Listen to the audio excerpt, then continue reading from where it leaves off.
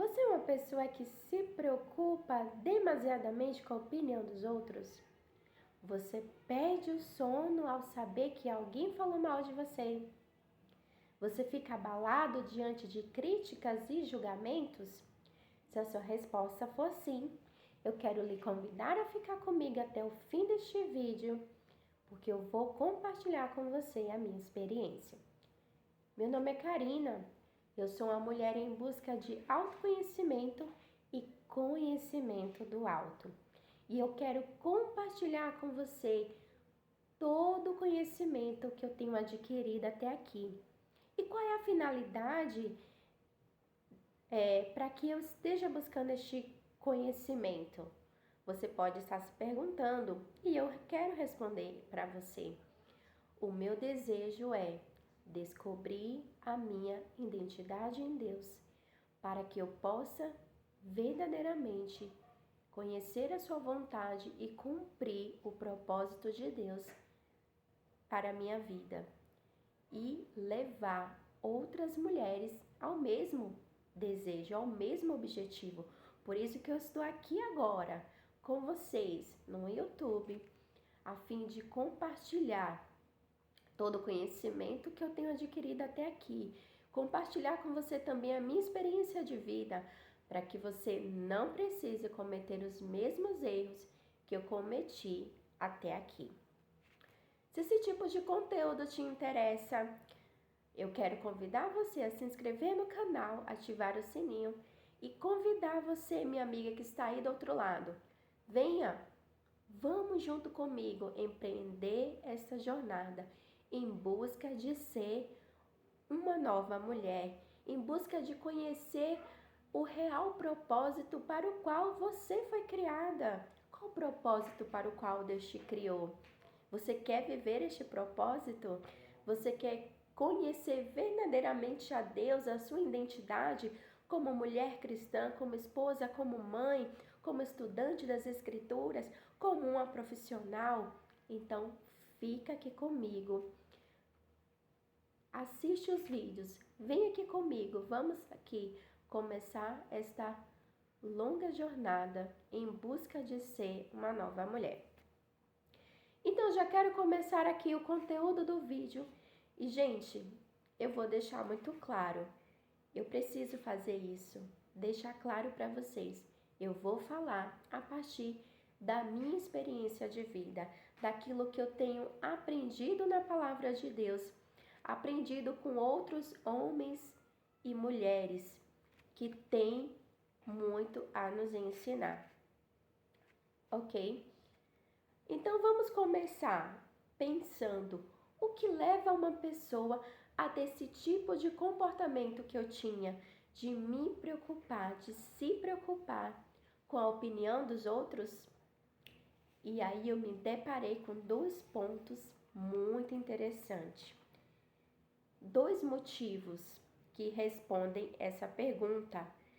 E a primeira resposta, gente, o primeiro fator, o primeiro motivo que leva uma pessoa a se preocupar com a opinião dos outros se chama autoimagem. E o que é autoimagem? Autoimagem é aquilo que os outros pensam sobre nós. E nem sempre aquilo que os outros pensam sobre nós condiz com aquilo que nós somos, condiz com a nossa identidade. Como o Senhor disse para Samuel, o profeta Samuel, o homem vê aquilo apenas que os olhos podem ver, mas o Senhor Deus, ele vê o coração, ele vê além daquilo que os olhos podem ver. E um outro motivo que leva uma pessoa a se preocupar com a opinião dos outros é busca por aprovação. Gente, isso aqui é algo terrível. A busca por aprovação faz a pessoa viver refém da opinião dos outros o tempo inteiro. A pessoa se entrega totalmente ao pecado da autopreservação.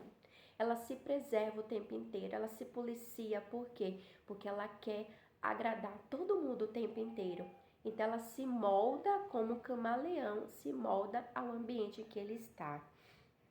Ou seja, uma pessoa totalmente sem identidade e nós temos uma identidade em Deus. Nós precisamos descobrir a nossa identidade em Deus. Por isso que nós temos a Bíblia, que é o nosso manual de fé e prática, gente. Esses dois pontos, a autoimagem e a busca por aprovação, nos faz cair na armadilha da autoadulteração. Tem um autor contemporâneo nosso, ele tem um livro, um livretinho, na verdade, muito bom, que se chama Ego Transformado.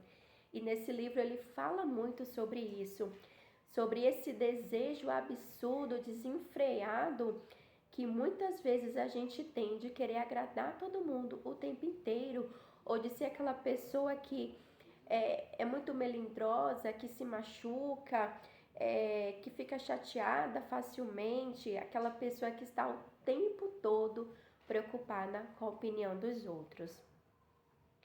Enquanto, na verdade, a nossa ocupação, né? Eu tento eliminar a palavra preocupação. A nossa ocupação deveria ser conhecer a Deus, conhecer a sua vontade e viver a vontade de Deus. A gente vê isso muito claramente na vida do nosso Senhor Jesus Cristo. E eu quero ler aqui com vocês o texto que nos diz isso. Por que Cristo, gente, ele foi uma pessoa que ele veio aqui na terra e ele foi até o fim com seu propósito. Senhor Jesus, que era 100% homem e 100% Deus, ele estava muito certo daquilo que ele veio fazer. E nada fez o nosso Senhor sair do seu propósito. E toda a vida o Senhor afirmava: eu faço a vontade do meu Pai. Mas o que assegurava tanto? No que estava fundamentada essa certeza, né? Essa postura do nosso Senhor Jesus Cristo de estar tão certo com aquilo que ele veio para fazer e ele ter ido até o fim, né? E ele ter ali ido até a cruz do Calvário, se entregar e morrer em lugar de pecadores como nós, né? Como esta aqui que vos fala. Mateus capítulo 3, versículo 17 diz assim: E eis que uma voz do céu dizia: Este é meu filho amado, em quem me comprazo. Este episódio aqui, gente, é quando o Senhor Jesus foi batizado por João Batista. A Bíblia registra o nascimento, né, do Senhor Jesus Cristo, ali no Novo Testamento, Mateus capítulo 1, Lucas também, os primeiros capítulos registram aí o nascimento do Senhor Jesus Cristo. Após o nascimento, tem um registro, né, de Maria e José levando o Senhor ali até o templo, né, seguindo todo o ritual judaico, né, com os meninos, homens que nasciam. Depois há um registro de uma aparição de Jesus Cristo, do Senhor Jesus Cristo na sua infância. E logo depois nós já temos aqui este momento, a aparição do Senhor Jesus indo até João Batista no Rio Jordão para ser batizado. E aqui começa o seu ministério. E é interessante que olha que começo maravilhoso. E este é o começo que nós temos também em Deus. O Senhor Jesus, ele tem uma validação do Pai de maneira tremenda, maravilhosa.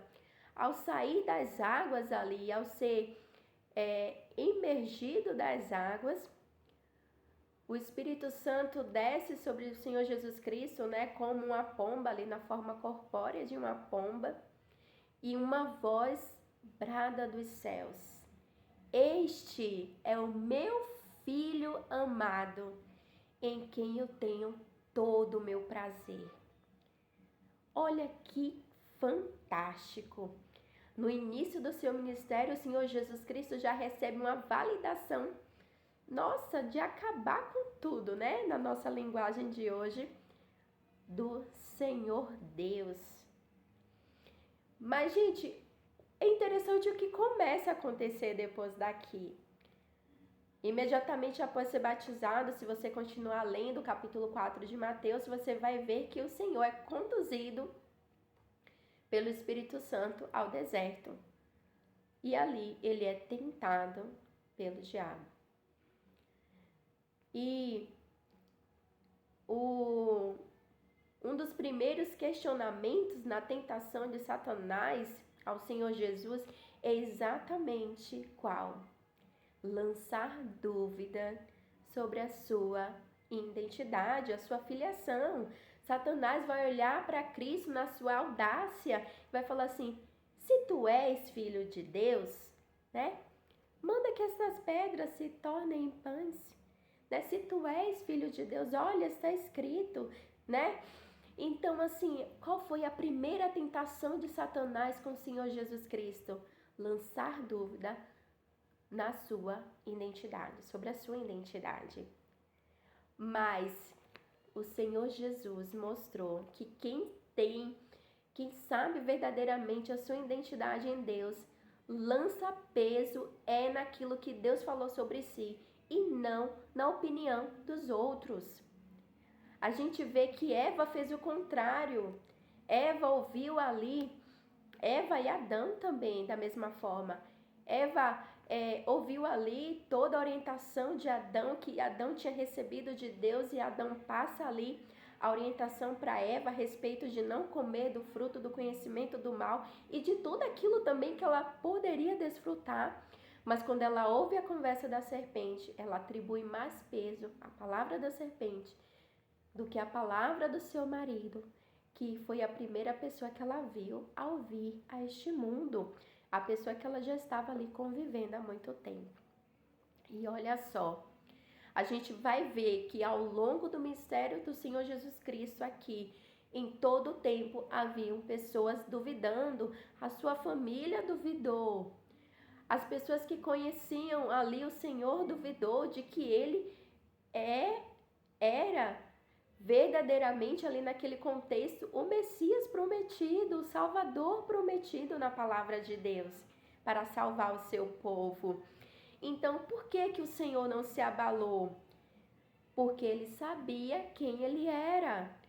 Ele ouviu a validação do Pai. Tu és o meu filho amado. Gente, e é isso que eu e você precisamos, saber a nossa identidade em Deus. E isso foi libertador para mim, gente.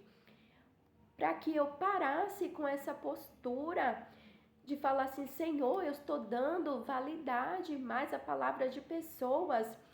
E interessante, gente, vou abrir um parêntese aqui, que essa busca é tão tola, essa postura de busca por aprovação, porque muitas vezes a gente quer a aprovação de pessoas que no fundo não querem nos aprovar coisa nenhuma. De pessoas que não querem nos encorajar. Por quê? Porque são pessoas que nunca foram encorajadas em nada. Pessoas que não têm sequer encorajamento para si. Como você quer encorajamento de uma pessoa que não consegue fazer nada por si mesma? Que nunca conseguiu empreender nada? Gente, a mesma coisa é. Eu ouvi um conselho muito sábio. Não ouça críticas de pessoas que nunca construiu nada, que nunca fez nada. Ou melhor, pessoas que estão engajadas no seu propósito de vida, no chamado que elas receberam do Senhor. Elas não têm tempo para ficar falando mal dos outros, para criticar os outros, né? Ela entendeu que é tão grandioso o chamado que ela tem em Deus, que ela não vai perder o seu tempo para ficar tentando derrubar aquelas pessoas que o Senhor chamou, né, para fazer a sua obra. Então, o que eu e você precisamos, o que nós precisamos, conhecer a nossa identidade em Deus. É só conhecendo a nossa identidade em Deus. É só entendendo aquilo que o apóstolo Paulo entendeu, quando ele disse aos Gálatas: acaso eu fui chamado para ser servo de homens ou para ser servo de Deus? Eu fui chamado para ser servo de Deus. Então a minha preocupação é em agradar a Deus. Logo, o apóstolo Paulo não estava preocupado, ele diz isso muito claro à igreja de Corinto. Não estou preocupado com se eu estou agradando vocês ou até mesmo se eu estou agradando a mim mesmo. Eu estou preocupado em agradar a Deus. Eu estou preocupado com a vontade de Deus. E aí, no final da carta, a igreja aos Gálatas, ele vai falar assim: olha, porque eu estou crucificado para o mundo e o mundo está crucificado para mim. Eu não me preocupo mais com a opinião dos outros, eu não me balizo mais com a opinião dos outros, mas eu me balizo pela palavra de Deus. E esse é o recado que eu quero deixar para você, conheça, busque conhecer sua identidade em Deus. E aí, minha amiga, se engaje com o chamado de Deus na sua vida. Faça como Cristo. A minha comida e a minha bebida é fazer a vontade do Pai.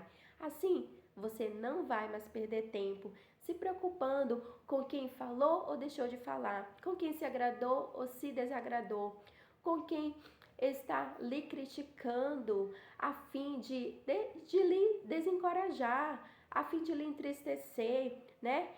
Para que você faça aquilo que Deus te chamou para fazer, a fim de que você conheça a Deus verdadeiramente.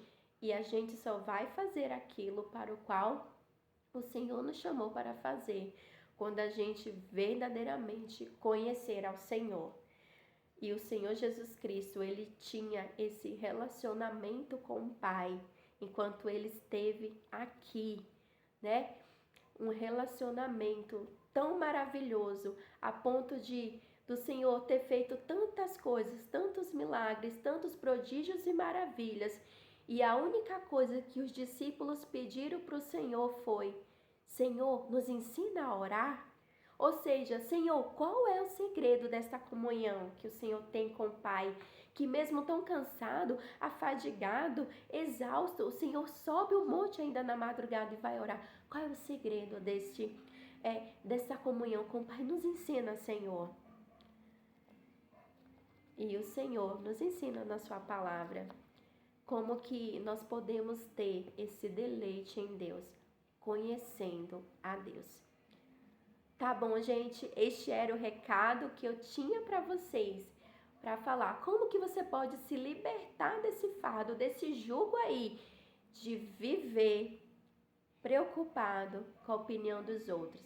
Conheça a Deus e se preocupe, se ocupe em fazer a sua vontade. Você foi chamado para ser servo de Cristo, serva de Cristo, e não em agradar os outros. Beijos e até o próximo vídeo. Tchau!